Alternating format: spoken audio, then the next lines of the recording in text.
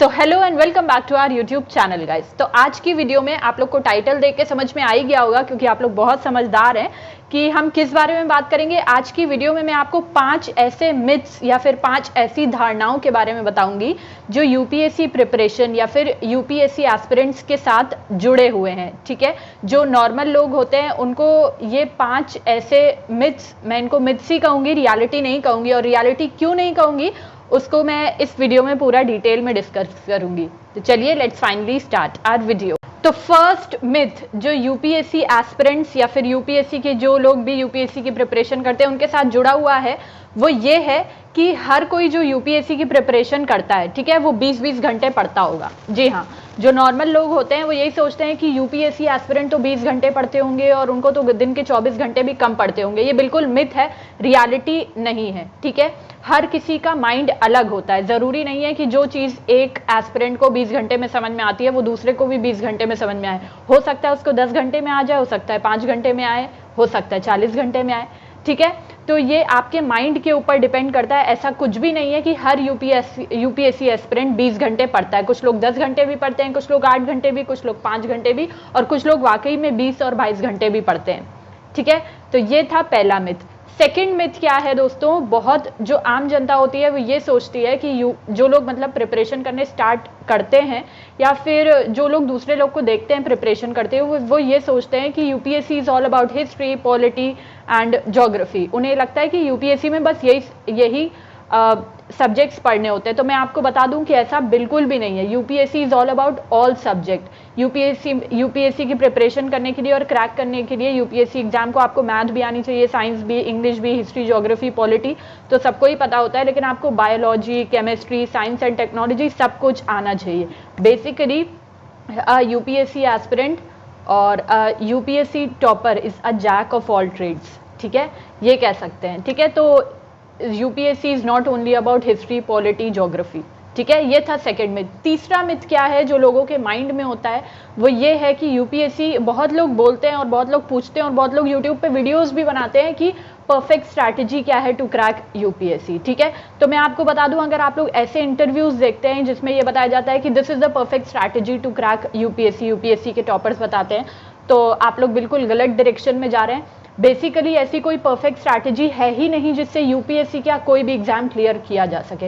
हो सकता है जो स्ट्रैटेजी उस टॉपर ने अपनाई है या जो स्ट्रैटेजी मेरे काम आए या आपके काम आए वो दूसरे के काम ना आए।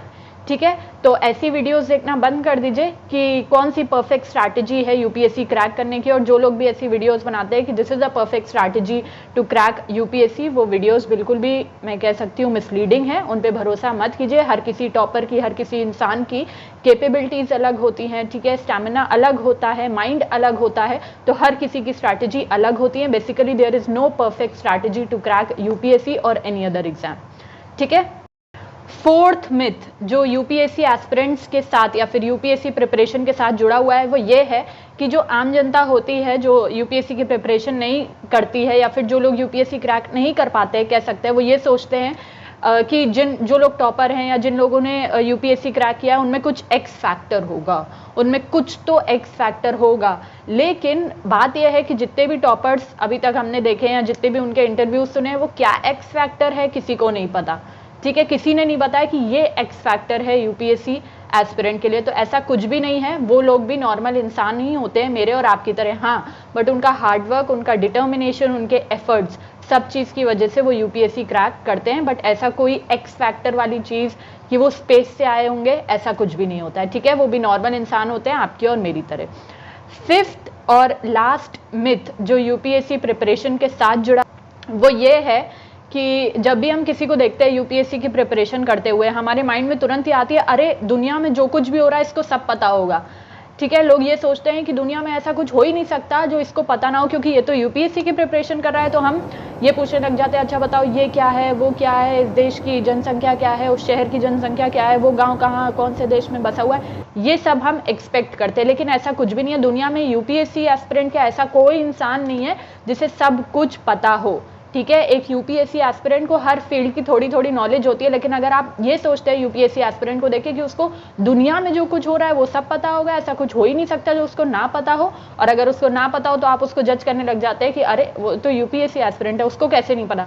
तो ये बात बिल्कुल गलत है, ठीक है। एक यूपीएससी एस्पिरेंट भी नॉर्मल इंसान होता है, मेरी और आपकी तरह। जरूरी नहीं है, और जरूरी क्या, ऐसा होता ही नहीं है, it is next to impossible कि दुनिया में जो कुछ भी हो रहा हो छोटी से छोटी माइन्यूट डिटेल्स भी उसको पता होंगी, ठीक है। तो ये कुछ 5 मिथ्स थे यूपीएससी प्रिपरेशन से जो जुड़े हुए थे, जो आम जनता के मन में होते हैं, तो मैंने इनको क्लियर कर दिया है, ठीक है। आप लोग को ये वीडियो कैसी लगी मुझे कमेंट सेक्शन में लिख के ज़रूर बताइएगा। और भी अगर आप लोग को और किस टॉपिक से रिलेटेड वीडियोस देखनी है तो आप कमेंट सेक्शन में मुझे बता सकते हैं, and I will meet you in my next video. Till then मेरे वीडियोस को लाइक, शेयर एंड सब्सक्राइब करना बिल्कुल भी मत भूलिएगा। And bye bye, take care, God bless you all.